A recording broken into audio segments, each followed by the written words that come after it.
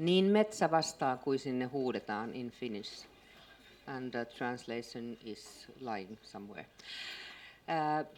Now we have once again a very interesting lecture about emergent literacy education, continua of biliteracy among newly immigrated adolescents, which is a very tough issue in our context too, how to find the paths for their education and way to work life and to society.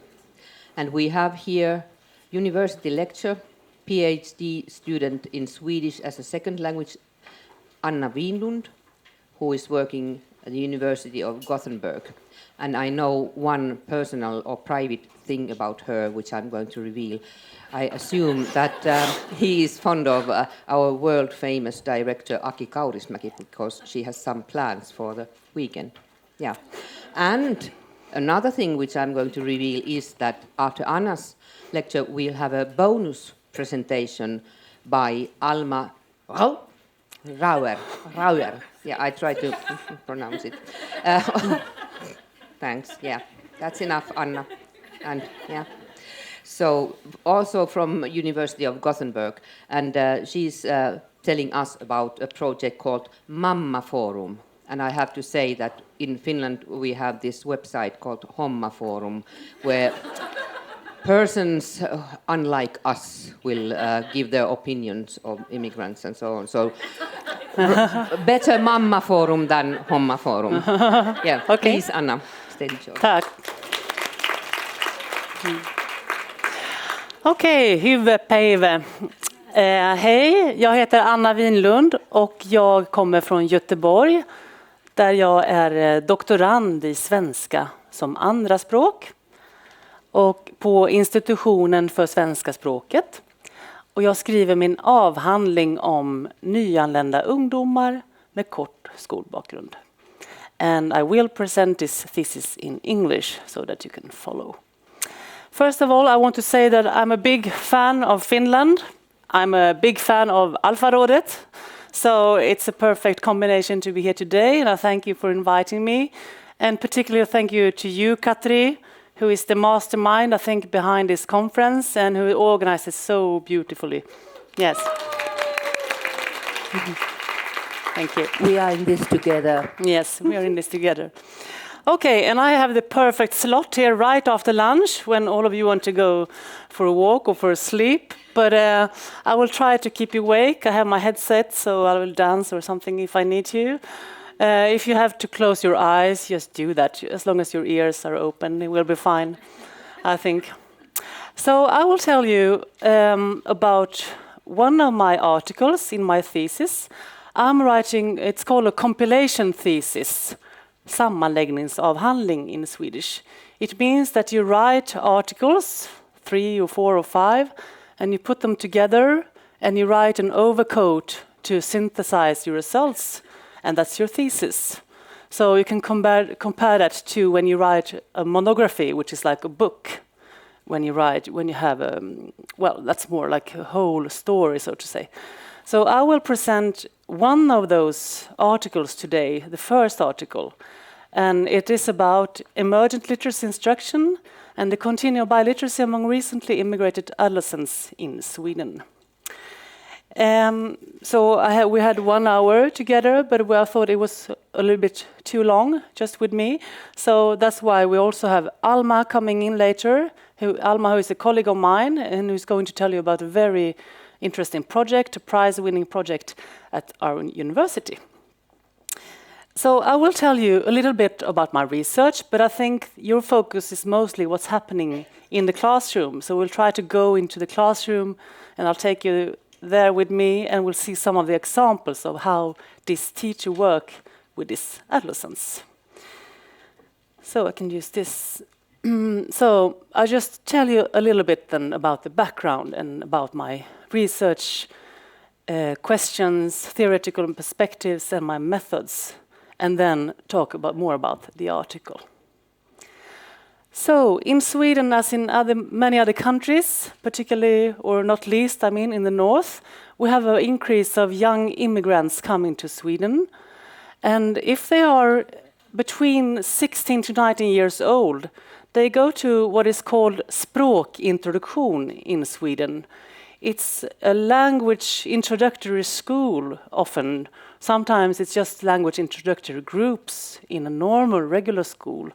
But the school I'm in, it's a språkintroduktion. And the students that interest me the most are the ones who have not had formal education in their home countries. And you might know that in America, in the States, these students are called SIFE students or SLIFE students. Have you heard that before? No, it means, yes, of course, Taina, you have heard it. And you gave us yesterday the acronym for adult students without formal education, and that's LESLA students. So that's more adults, a little bit young people too now, but SLIFE student or SIFE students are students with limited or interrupted formal education. So if you read about it in American articles, they often call it SLIFE. And obviously, I'm very interested I'm curious about knowing more about these young people who have managed to come all the way to our country without formal education, and what happens when they come to school and when they are learning to read and write in Swedish. And so the overarching aim of all of my thesis is to investigate the education and development of emergent literacy of these students. And so why focus on those? Well, because they're interesting people, I think. And also because there's an urgent need for in-service education for many teachers on how to teach beginners, and especially adolescents, in reading and writing. Because I'm not sure about how it's like in your countries, but in Sweden, many of the teachers who are at språkintroduktion, they are gymnasielärare, or they're used to teaching older students, not so used to teaching literacy or reading and writing. And so more knowledge is needed. And there are some international studies that have focused on this group of study of students. Not so many, but I think I particularly want to name Martha Bigelow, who has written a lot about the Somali diaspora in Minnesota. So in her articles and also in her book that she's given out called Mogadishu on the Mississippi, she's writing about their social and pedagogical perspectives when it comes to these students, and it's a very interesting reading. In the Swedish context, Åsa Wedin has written about young immigrants coming on their own to Sweden and how they deal with literacy practices in their everyday life without having the formal education, like how do you get a passport, how do you get around in society, so she has been describing this in a few articles.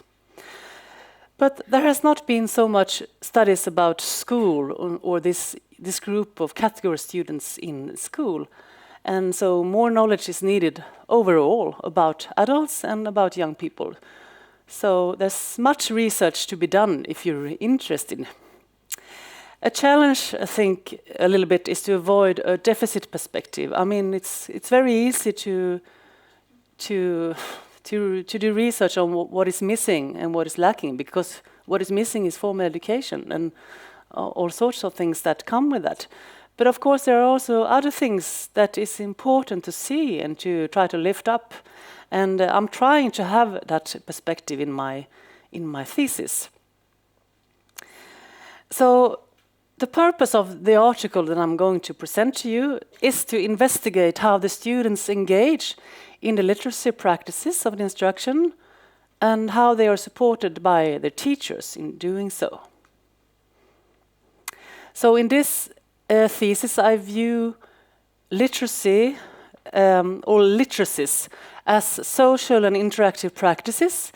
That means that I'm not very interested in what's going on in here, in the cognitive perspectives, but I'm interested in seeing what they do with literacy and how they interact about literacy. And of course, many researchers have that perspective. I just give you a few names here. I'm sure you're familiar with many of them. And so in that way of seeing, literacy is the ability to handle and to relate to written or oral and multimodal texts. Well, I write oral because, as many as you know, I mean, literacy is also connected to your oral skills and to your oral competence and to have a developed orality. So literacies are social practices or literate activities that might vary for different individuals in different situations.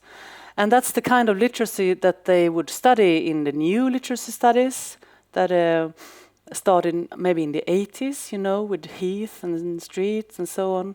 They're interested in seeing what people do in different contexts with the literacy. And also then in critical literacy, multiliteracies or transnational literacies, they are interested in these practices. And particularly in the last, this transnational literacies is interesting nowadays, as Bonnie Norton said, when people are moving across time and space in our global time, what happens to the literacy practices when you cross the borders and you become someone else, maybe, and so on. So there's a lot to be studied there. A definition of literacy is a common one when you use the OECD's definition, that you say that the person is functionally literate, who can engage in all those activities in which literacy is required for effective functioning of his group and community, and also for enabling him to continue to use reading, writing, and calculation for his own and the community's development. So this is a very wide definition of literacy when we're talking about the skills like reading, writing, but also about the practices, what you do, and also about attitudes and values and all sorts of things that go into this definition. I think I will skip more definitions, you know what I mean. So all of these perspectives are important for me when I go into the classroom and I go with a group of students at språkintroduktion. When I think about, of course, where they come from, where many of them actually come from war zones. They have fled to Sweden in this case, and they have more or less traumatic memories with them. Not everyone, of course, but some of them do. And they come from a world situation where the global literacy rates are very different in, like, for example, Somalia or Afghanistan compared to our countries. And so they come to this country and they have to deal with a lot of texts, with a lot of literacy practices in their everyday life to understand and to navigate in the society, and to learn the school practices also, which is important. And also the teacher has to engage with the curriculum, of course, of the school. So all of this is interesting as I go into this room and I follow this one group. I have chosen an ethnographic approach in my research. And so why do I say approach? Why don't I just say I'm doing ethnography? Well, doing ethnography is traditionally about following a group, sleeping, eating, and living with a group for many years. It used to be like that. And so you're a bit cautious to say that you are an ethnographer, because if you do, then people say, huh? But you were only in school with them, and you were only 2 or 3 days a week. So I say, yes. So it's more like an ethnographic approach, because I'm not going home with these students. I'm staying with them in the classroom when they're there. And the ethnographic approach is useful to describe and understand the processes of the classroom and to collect first-hand information about what people do and what they say in particular contexts, and also to take other persons' perspectives to try to understand these students, and also to maybe look at the power relations in the classroom. So these are the guys that I follow for 1 year. Hopefully you don't recognize them, because they're supposed to be anonymous. I think that you see that they are young, and most of them are from Somalia. So this was in the year 1718, so I actually finished collecting my data in June in 2018. So there were 13 students from Somalia, Afghanistan, and the Gambia. And they had one experienced teacher who I call Elizabeth. It's a pseudonym. And I actually chose to follow Elizabeth because I knew that she was very appreciated by her students, by the students she has now and the former students, etc. Because I thought, if I'm going to stay there for 1 year, I don't really want to waste my time on, to see education when it doesn't work. That wasn't my interest. My interest was to see when I was a good teacher and what could happen then in the classroom. And she also had the assistance of language tutors. It's called studiehandledare in Swedish. Language tutor is the name I think Skolverket use. And so they had one Arabic and one in Farsi as well. But since there were so many Somali students, I chose to follow Mohammed, which was the Somali tutor. And he came in 2 days a week, I think. And he was very needed in this class. And so a lot of, I've been thinking about this when you have been discussing translanguaging practices, etc. this morning. It really applies to this group as well. So I was sitting in the back of the classroom, taking field notes, writing everything I saw, and also recording sound. So every time anything interesting happened, I turned on the recorder and recorded it. So this is in total 165 hours of observation. That's, the material, the written material and the sound that I have. But I was there for longer days because I was there the full day when they were there. It means that I also had time after lessons to speak to the students or speak to the teacher. So it's a little bit more than 100, maybe 200 or so. I was also interviewing the students, and the picture you see here is from one of those occasions. Some of them were on their own, and some of them I could speak English to, or Swedish. Even one of the boys wanted to speak Swedish, but the others, they had a interpreter, and I interviewed them in pairs then. And we started with, I'm not sure if you've heard about this. This is called language silhouette. Have you seen that before? Any of you? It's a technique to talk about linguistic repertoires. It's a way to start talking about which languages that you speak or that you use. And it's, among others, Brigitte Busch from Austria who has used it in research. And it's a good way to start the discussion, to say, what languages do you use or speak? And where are they in your body? Which is quite a strange question, but when you think about it, well, maybe I was showing the students my picture. It's the one that you see here. I have French in my hands because I write better French than I speak, maybe, or I have a little bit of German in my ears because I understand German better than I speak, etc. And maybe Swedish in my heart, or maybe some other languages too. And so this was a little bit difficult for the students to understand, but it's quite abstract to say that you should fill in with the colors what languages you have in your body, etc. But it was actually really interesting, and they were talking about that they had Arabic and Somali in the spine. That it's always with you. It's like flowing. It's like holding you up. And some of the boy, he said, Somali, it's like my skin. He says. It's like my brown. How do you mean? I say, I always have it with me. It's my brown skin, and it's part of me, and it says that I'm from Somalia in some way. So they did understand, and it was a nice way to break. They were a little bit nervous for the interview. It was a nice way to get started. We were drinking tea and we were coloring these things, and then started the interview. So I'll give you some examples of the interview as well. And I also collected texts written in oral production for 1 year.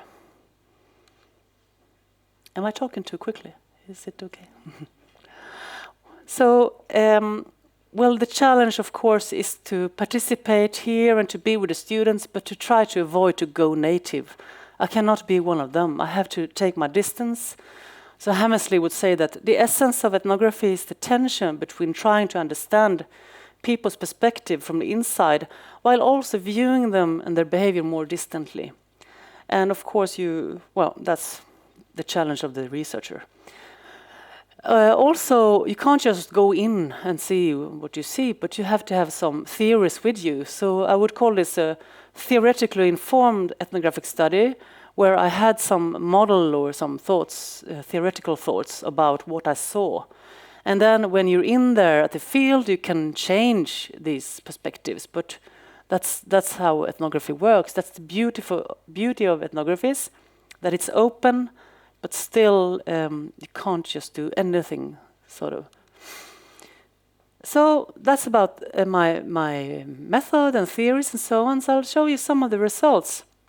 And I remind you again that the purpose was to see how the students engage in the literacy practices of the instruction and how they are supported by the teachers in this. In order to do that, I had to use some kind of model. And I'm not sure if you're familiar with the Continua of Biliteracy by Nancy Hornberger. I know that she's been quite a lot in Norway, and I think she's going to Sweden next week. So she's been in Scandinavia and in the Nordic countries a lot. This is a quite old model. It's from '89 when she wrote about it the first time. And it's used to describe the minority student situation in majority context or mainstream context when they're learning, or it can be about language policy in countries, etc. So it's a kind of a heuristic framework to analyze different situations. And I'll try to go through it with you to explain what I'm looking at. The context of biliteracy is the situation, the setting of the situation that you're interested in.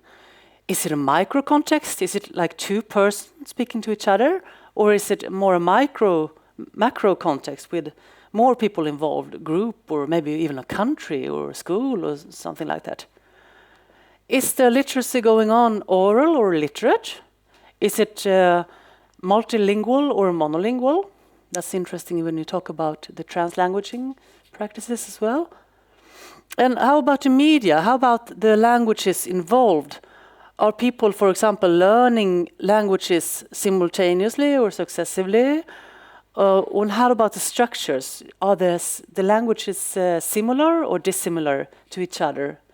And the scripts? Are they divergent or convergent? That means, for example, Somali students learning Swedish have the advantage if they can read a little bit in Somali that the alphabet is the same. While if you're Chinese, you learn to read logographic script. And if you're Ethiopian, you read a syllabic script. So that might be different then between the scripts. So that's also important when you analyze the situations. So what the media and the context is like. And I was thinking a little bit that maybe this is sort of the prerequisite for my study. This is the situation, this is the setting. So this is not what I'm analyzing. I'm more analyzing the content of biliteracy and the development of biliteracy, because you are able to focus on the aspects that interest you the most also with this model. And so the content of biliteracy is the what. What are they learning about? What are they teaching? And are they starting with a minority content or a majority? Are they dealing with vernacular language, everyday language, or more literary, more like school book language maybe? And is it contextualized or decontextualized? And what do you say about the development of biliteracy, the how? How are they doing this? Are they working to develop reception or mere production? This is what you called before passive and active skills maybe. Today you say reception and production, don't you? And is it oral or written, the development? And are they using the first languages or not? So I was trying to look at these parts here in my research. And as you can see, it's like continua. It means that Hornberger means that to develop literacy, you have to draw on all points of the continua. She doesn't just mean that you have to start here and go there. You see, the flashes are going both ways. So she means the point is to draw on all the resources that the students have. But naturally, we have had some competence that have been more traditionally less powerful and some that have been traditionally more powerful. So in school, we value written text, for example. So that's also part of the continua to analyze this kind of situation. Okay? So let's go to the results then. I just take you along now into the classroom and show you some examples of my field notes and my recordings. So I immediately, well, after 1 month or so, I could see in the interactions that there was some kind of movement going on in the instruction of Elizabeth. And so when I was looking on the content of biliteracy, it was pretty obvious that she was always starting with the previous knowledge and experiences of the students. For example, when they're talking about the geography of Sweden, they have to learn a lot of new things about the geography. Well, she's starting with the geography of Somalia or Gambia. So the teacher is holding up laminated slips with geographical names. Sweden, is that a country or a continent? How about the Gambia? Who's from the Gambia? Is that a country or a continent? Elizabeth has cut out miniature pieces shaped like countries and attached them to the whiteboard. Zubair is asked to put them in the right location on the map. So he holds these tiny, tiny little countries and put them on the whiteboard in the right place. And this is an example to show that when they're learning these new abstract concepts like continent or sea and etc., that they have experienced with their bodies, but they don't know how to always categorize in this group. Well, they start with what the students know. So they have learned all the new vocabulary, the Swedish vocabulary, to describe Somalia, for example. And then when they have established the vocabulary, they go to the Swedish context. So they use the new words in the new context, starting with the minority, going to the majority. Also, they do a lot of field trips, like I think many of you do as well. And so they use the immediate surroundings and excursions for the instruction. And so the teacher always make them say what they see around them. And so, for example, in this case, she's in the classroom and she's sweeping with her hands like this. What's this river called? Outside the window. So the teacher loftily raises her eyebrows and sweeps her hand in a movement of nonchalance at the window. And the students give the correct answer in a choir. You see, she's turning towards me, the researcher, speaking so that the class can hear her. These students don't just say water, but they know the name of the river. And it's a pretty difficult name to say in Swedish. And so in this way, she's lifting them up, she's encouraging them to use more specific words or more even literate words sometimes. And that's a way to empower them and to make them understand their new identity as students. And she said, these students are like this. They don't just say water, they say the name. That's very important here. And she's doing this a lot of time. Also, as I'm sure many of you teachers do as well, she's never just giving out a sheet to make them write abstract exercises. She's always starting with the concrete objects. So, of course, here she's bringing in the torso into the classroom. She's putting the body apart and she's distributing the liver and the veins and the intestines to the students. And so they learn the name of their inner organs and they are asked to come and put them back on the body on the right position, etc. And so they were a little bit shocked at first, but then after a while, they really learned the names. And I remember when I interviewed them much later on, a few months later on, they remembered långtarm, tunntarm, lever, etc. So difficult words to talk about the body. But starting with the concrete, of course, and understanding really how it all fits together, how it works in here, and how it all works. And also, in connection to this, she is making them use a more literary language. And she says, can you repeat after me? The skeleton holds the body upright. Skelettet håller kroppen upprätt. Skelettet håller kroppen upprätt. You should repeat this even when you go to bed at night. So now she's showing the function of the skeleton with help of one of the girls' scarf, which is standing on its own with a ruler. So to show that the skeleton holds the body upright. And so these are almost like formulas that they're learning, so they can write later on about the blood circulation stream and etc. Maybe not understanding every word, but still being able to talk in a more literary way about how the body works. So I thought this was quite clear that the teacher was starting with the minority experiences to explain majority content. And she's starting with the everyday language to also move towards more literary and always contextualizing texts, never just giving out anything that doesn't relate to you or that you can understand, but then also pushing them to use them in a more school-like manner, decontextualized manner here. So that was the content, that was the what of the literacy instruction. So how about the development of literacy? Well, I looked at that scale too. And as you already understood, they used, I say Somali in this case, but there were also other languages in the group. And I didn't come to that lesson because I stayed with the Somali group. But of course, the Farsi, the Dari-speaking boy went with another teacher, etc. So it happened, things that I didn't see. Just to say that it wasn't all, they weren't all in one group and just focusing on Somali. But in this case, that's what I saw. So in this case then, the language tutor Somali, he had the group on his own. So he was actually teaching them in Somali. So Mohammed explains the subject of social sciences in Somali mixed with Swedish. And suddenly he says in Swedish, and what we will talk about now is Sweden. So he mixes Somali and Swedish with the Somali students.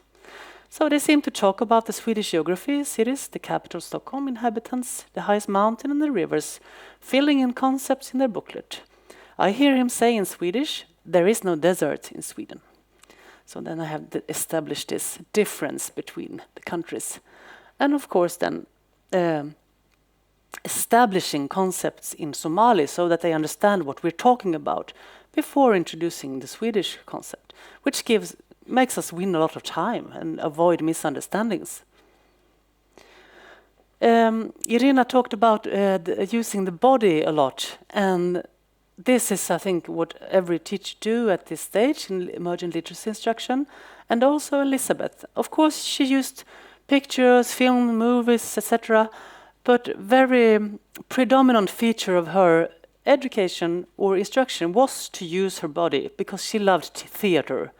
Not everyone would like it so much as she does, but she does it and use it a lot.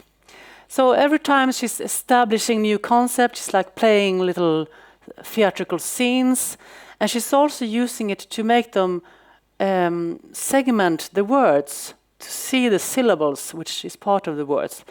Like, for example, here when they're talking about geography, she stamps her foot in pace with the syllables and waves her arms graciously in a pseudo-oriental dance and keeps repeating. And I'm not doing this graciously, but I'm doing it. She's Antarktis, Antarktis, like this. Antarktis, and she's dancing with her whole body. And of course the class laughs because she looks funny and is beautiful too, but mostly funny, maybe. And later on, they also several months afterwards, when one continent is missing on the map, she asks them, what's missing here? And they say, Antarktis. Antarktis is missing. It's like almost like they remember the view of her dancing.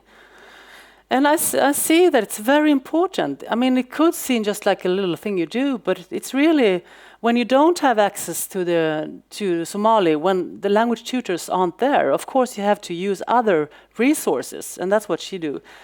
And I asked the students, for example, Hamid here, which I'm talking to in Swedish. So you say that she's explaining well, she's repeating the same sentences 2 or 3 times. And what else does she do? Explains very well, he says. Yes? In what way is she explaining?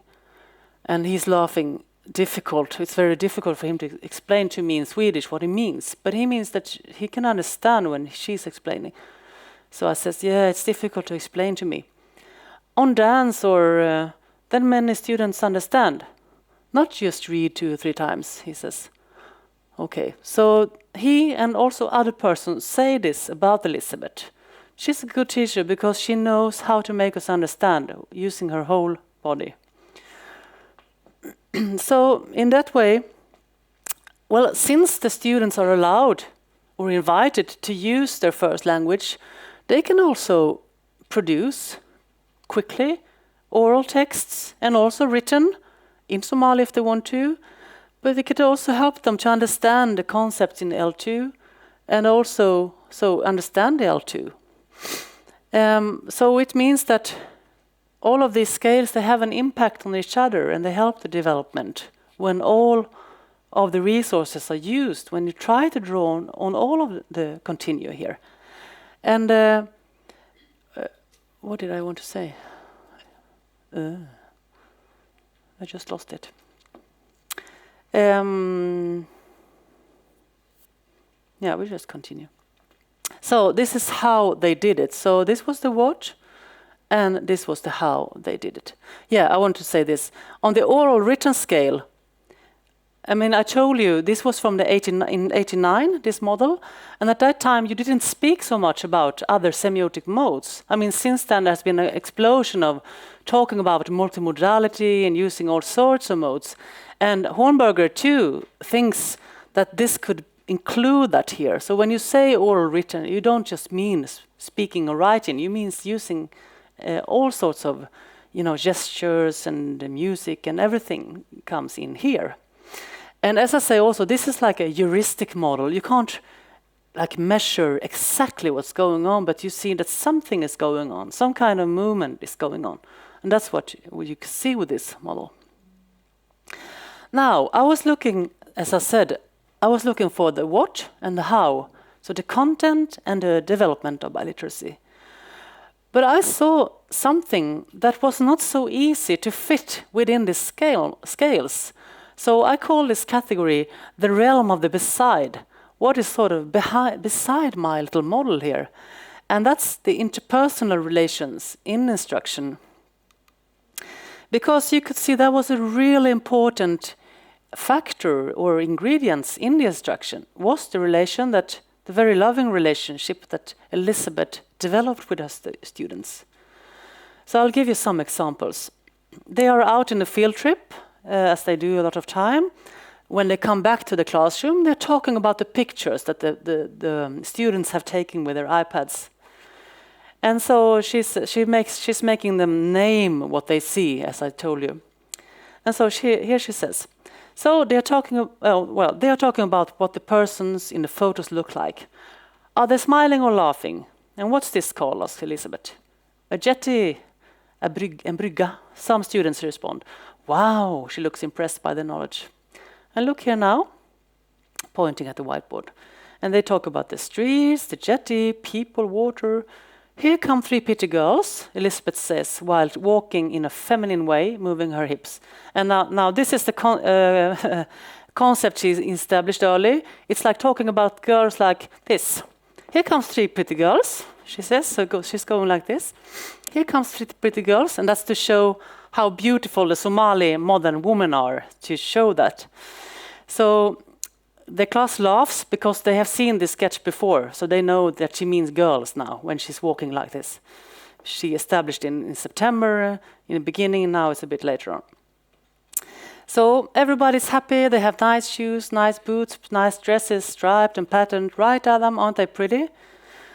So what might seem as an objectification here of 3 pretty girls is in fact a way to empower the girls, to show them how nice they look when they come there with their nice shoes, etc. And also a way to strengthen the bonds within the group, because she's involving the others to comment on on how they look like and that they all look nice and that they're beautiful. And so it's a way of creating bonds within the group, and which makes the group tighter, and which makes the students appreciate each other also in a friendly way. And so this was that happened a lot, that kind of talk in the classroom. And also, of course, that she was telling them how much she loved them very often. And there was a bit, I'm not sure what it's like in your schools here, but in this school, the students often embraced the teachers. Every morning, and when they said goodbye in the afternoon, they were like very much cuddling, very physical in a way. And so here today there's a teacher meeting, so they have to finish earlier. And so Samia says to her, "Teacher, today we finish at 11? And Elizabeth says, "Yes, I was going to tell you now, but I was thinking maybe I shouldn't tell you so that we could be alone here all day. You know, I'm so fond of you and I want to spend many hours with you." So she's pretending to cry. "Elizabeth sad," says Sibel. "Yes." So she's nodding confirmatively. And so this was what she always did when they had to stop earlier. She always stopped. "No, you can't go home now," she says, like crying. And so we're really showing that she's appreciating them being there, and also because it's so important that they're there, because they have so much work to do and they have to be efficient. And so that's a sign of affection. And obviously this sign it's reciprocal. Ömsesidigt. Elizabeth says, "Now I want you to copy the homework for Wednesday." And then Zubair says, "That's good. Very clever, teacher. I love you." Oh, Elizabeth looks happy and touched, and she looks towards me. "So I come here in the morning and I'm told that I'm good and that the students love me. Say it one more time. And they all laugh in the class because they think she's a little bit ridiculous, but at the same time they understand that she really loves them and they love her. And she says, "You know, Zubair, I think it's because I love you too." So it's obvious. Now, as I told you, this framework, it's not like I haven't measured formally the development of the students, but I think that the ethnographic insights that I got together with the interviews with the students show that there was some kind of movement along the scales of these intersecting continua. Intersecting means that they're going like this. They have an impact on each other, on the content or development of biliteracy. So there's not only a majority literary and decontextualized content and a development of biliteracy towards written production in the majority language, but there is also room for minority, vernacular and contextualized content in oral and L1 forms, where also reception and multimodal meaning making is valued.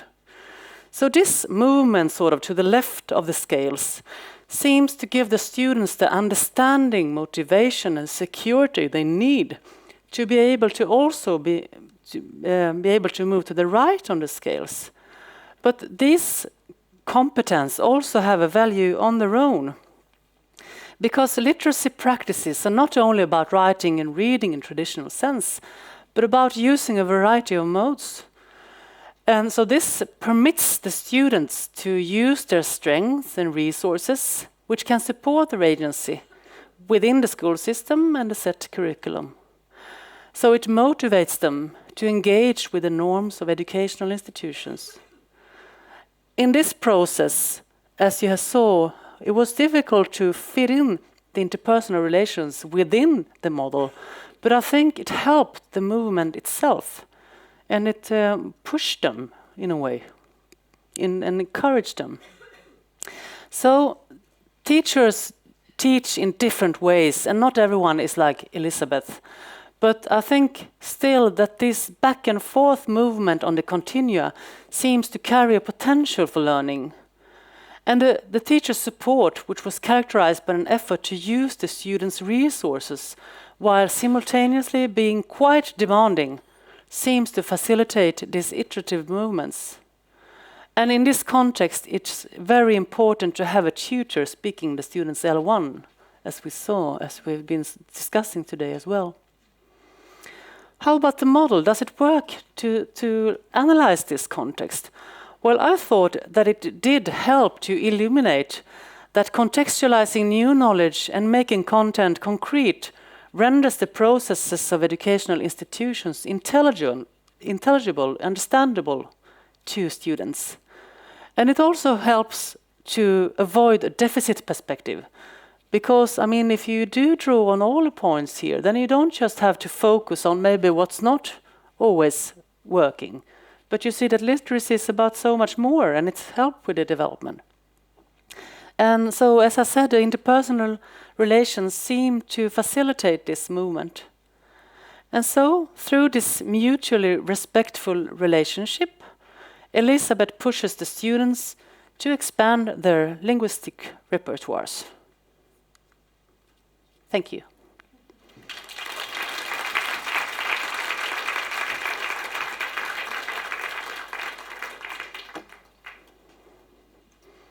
Thank you so much, Anna. Does anyone have any questions for Anna at the moment? Please, so I don't have to order anyone. Beate? No. Everything was well, clear. I'm also going to be here. I mean, today and tomorrow. If you want to come to me and talk, and please do. Okay. And if you heard about other research that could be interesting for me, etc. So do come forward. Yeah. Okay, Katrin? Okay. And before we have more of this, not only Anna's, but all of us, this kind of movement, so we'll have the other presentation, this bonus one. Yes, Alma, come, Alma. please. So I will tell you. I will introduce Alma. Come, Alma. And can I yes, change this so one? you can. Well, I thought it was really interesting to give Alma some space too. And Alma and I are colleagues from Gothenburg University, and you have been working before you started working at my university. You were a student at the university, and you were involved with a project which the university was organizing. And this project actually won a prize this year, I think, the Aurora diversity, and you can tell us about that more. But I thought maybe some of you here are at the university and you have students, and you can have an idea what you can do to combine to cross the bridge of the two worlds, so to speak. I'll let you speak now, Alma. I'll be quiet. Does this one work? Yeah. Is it okay? Yeah. So, my name is Alma, and I'm going to talk about this teaching and learning project called Mamma Forum. And as Anna said, I used to be one of the students.